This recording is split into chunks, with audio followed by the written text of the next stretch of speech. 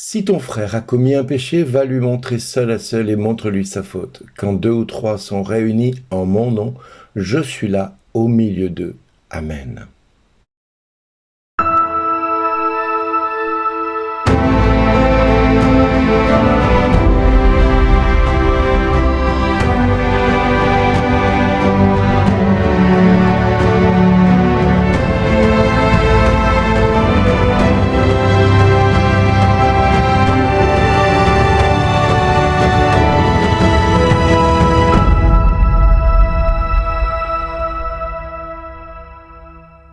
Aujourd'hui, le message vous est adressé par Bernard Dille. Bonjour les amis. Peut-être qu'un de vos amis ou un de vos proches a besoin d'être aidé. Et nous avons 3 manières de l'aider et de façon puissante, de façon bien souvent méconnue par chacun de nous. Nous craignons de le blesser. Mais pourtant, Jésus nous dit que la compréhension et l'avertissement de l'ami ou du collègue, c'est de lui faire savoir dans l'intimité, avec clarté, de lui montrer sa faute, son erreur, pour qu'il rectifie le cours de sa vie. À cela s'ajoute, si cette démarche n'a pas abouti, de demander l'aide d'un ami. Et si même ainsi, on n'obtient pas sa conversion et que son péché est la source du scandale, il ne faut pas hésiter à le dénoncer publiquement. Être quelque part celui qui va l'empêcher de tomber encore plus bas. Cette façon d'agir prend la forme d'un devoir que nous devons avoir. Et pour celui qui l'exerce, c'est important. Elle est souvent coûteuse et difficile parce que si on aime, on se doit de ne pas le laisser sombrer. Même si pour cela, il est plus facile de choisir ce que nous appelons faussement la charité chrétienne, c'est-à-dire l'hypocrisie, qui n'est au fond que pur échappatoire, commodité, lâcheté, voire même une forme de fausse tolérance. Quand on aime quelqu'un, et dans un couple, quand on aime son conjoint, et que quelque chose blesse d'autres personnes, il est important de lui dire attention, quand tu fais ceci, tu blesses tout le monde, tu fais ceci, tu fais du tort à un tel, tu fais du tort à un tel. Il faut que tu te corriges. Et c'est important de l'entendre par moments par ceux qu'on aime, et pas de voir de ceux qu'on aime quelque chose qui est encore une blessure et encore un jugement. Mais non, une aide pour que cette personne change foncièrement.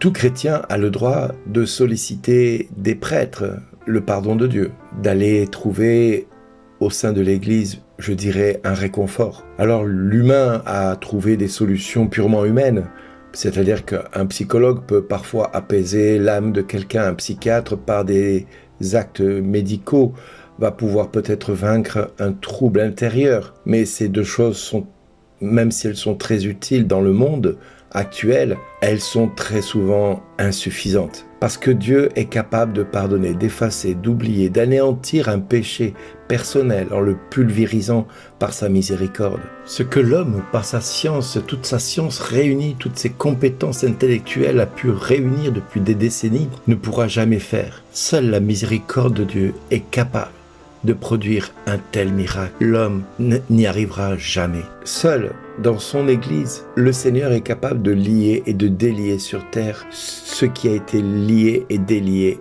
au ciel, pour permettre à chacun de jouir de la paix intérieure et de recommencer à être heureux. Dans les mains et les paroles du prêtre se trouve également un privilège qui est de prendre le pain et de le rendre Jésus Eucharistie, réellement présent, réellement palpable. Et les miracles eucharistiques sont là pour attester qu'il y a vraiment un miracle qui se produit. Alors tout disciple du royaume peut s'unir à un autre, mieux encore à beaucoup d'autres, pour, avec ferveur, foi, courage et espérance, se laisser submerger dans ce monde, le convertir en véritable corps du Christ mystique. Et cela permet d'aller avec ce frère ou cette sœur qui était jusque-là dans le déni, dans le péché, d'accourir vers Dieu le Père, qui écoutera nos supplications avec ce frère, avec cette sœur. Parce que son Fils s'y est engagé. Quand 2 ou 3 sont réunis en mon nom, je suis là au milieu d'eux, pour apaiser leur cœur, pour être présent dans leur vie. Alors dans le silence, il nous écoute. Dans le silence, il parle à l'âme de chacun de nous. Et dans le silence, nous pouvons entendre sa voix. Mon ami, aujourd'hui, ose faire silence un moment dans cette journée pour que la foi, qui n'est pas seulement un choix individuel, devienne, par ce silence, entre Dieu et nous, une communion indélébile. Le Christ qui est mort et qui est ressuscité et qui est à la droite de Dieu, il intercède pour nous. Et c'est dans ce silence qu'il est présent de multiples manières, au sein même de l'Église, mais au sein même de ta vie de tous les jours, à travers sa parole, à travers la prière que tu vas avoir dans son Église.